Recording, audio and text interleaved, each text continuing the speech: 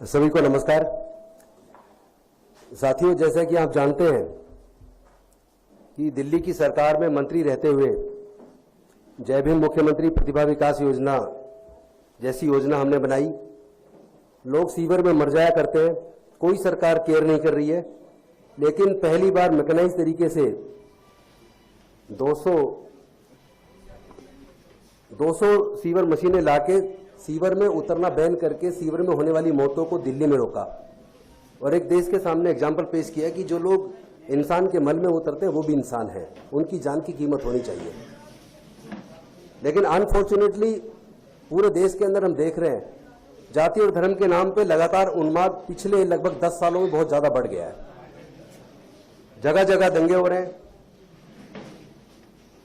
और दलित लोगों के साथ, विशेष रूप से अनुसूचित जाति, जनजाति, पिछड़े वर्ग और माइनॉरिटीज के साथ चुन चुन के उनका जाति धर्म देख के जो उत्पीड़न किया जा रहा है, ऐसे में जो राहुल जी ने एक नारा दिया भारत जोड़ो यात्रा के तहत कि मैं नफरत के बाजार में मोहब्बत की दुकान खोलने आया हूं, उस नारे ने दिल को छू लिया।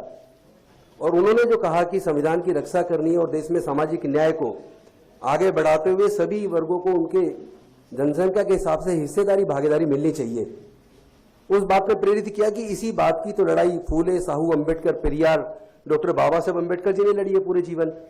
और मैं खुद 56 साल का हूं, लेकिन 43 साल की उम्र, 43 साल टोटल मेरे इस मिशन मूवमेंट में सामाजिक न्याय के इस आंदोलन में लगे हैं। और मुझे आज याद आ रहा है कि अरविंद केजरीवाल जी जब एक गाना गाया करते थे, और वो गाना आपको सबको याद होगा, इंसान से इंसान का हो भाईचारा, यही पैगाम हमारा। लेकिन उस गाने की एक लाइन है जिसे वो नहीं गाते थे, वो लाइन है, नए जगत में हुआ पुराना ऊंच नीच का किस्सा, सबको मिले मेहनत के मुताबिक अपना अपना हिस्सा। अगर वो हिस्सा नहीं मिलेगा तो कहीं ना कहीं हम धोखा दे रहे हैं। और इसीलिए मुझे पहले मेरा संघर्ष इस बात के लिए हमेशा रहा, आम आदमी पार्टी में रहते हुए भी, कि सबको उनकी मेहनत के मुताबिक जिम्मेदारी हिस्सा मिलना चाहिए, मान सम्मान होना चाहिए सबका।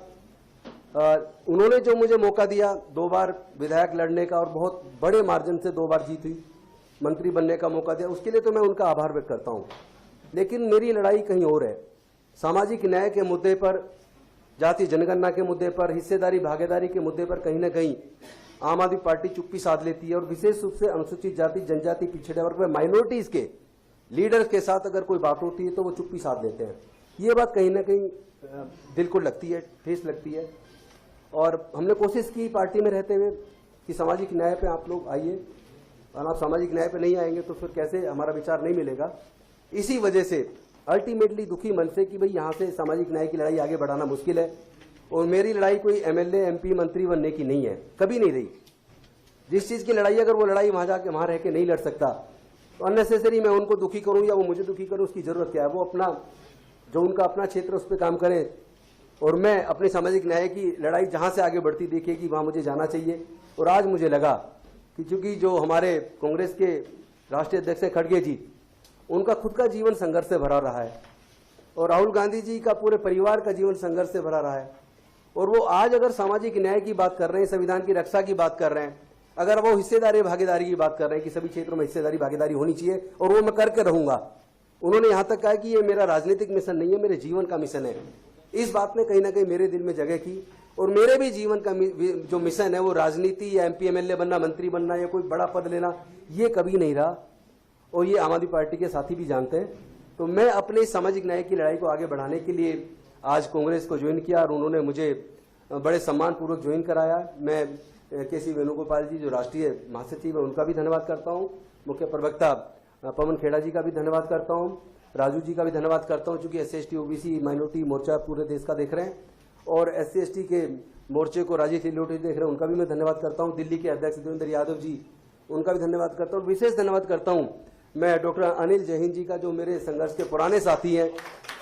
उन्होंने, हमने मिलकर इस इंडिया गठबंधन के लिए चुनाव के दौरान अपने संविधान सम्मान समारोह के लिए लखनऊ में बहुत बड़ा प्रोग्राम किया, जिसमें राहुल जी थे। हमने हरियाणा में पंचकुला में प्रोग्राम किया, अभी बनारस में किया। चूंकि वो नॉन पॉलिटिकल प्रोग्राम है, किसी राजनीतिक मंच से नहीं किए, वो सब संविधान के सम्मान में किए हैं, और उस लड़ाई को हम आगे जारी रखेंगे। मैं आप सब साथियों का धन्यवाद करता हूं। भारद्वाज जी भी साथ बैठे हैं, उनका भी मैं धन्यवाद करता हूं। हम लोग तो कॉलेज के बड़े पुराने साथी हैं। भारद्वाज जी, हम जब ये यूनिवर्सिटी का चुनाव लड़ते, मैं भी एलएलएम का प्रेसिडेंट रहा उस दौरान। राजेश लीलोटे जी मेरे बड़े पुराने साथी हैं। चूंकि 24 सितंबर 2002 को समता सैनिक दल का स्थापना दिवस था और उस दिन हमने, जब leader of opposition Sonia Gandhi ji थी, उनको मुख्य अतिथि के तौर पर बुलाया था। मंच संचालन मैंने खुद किया था।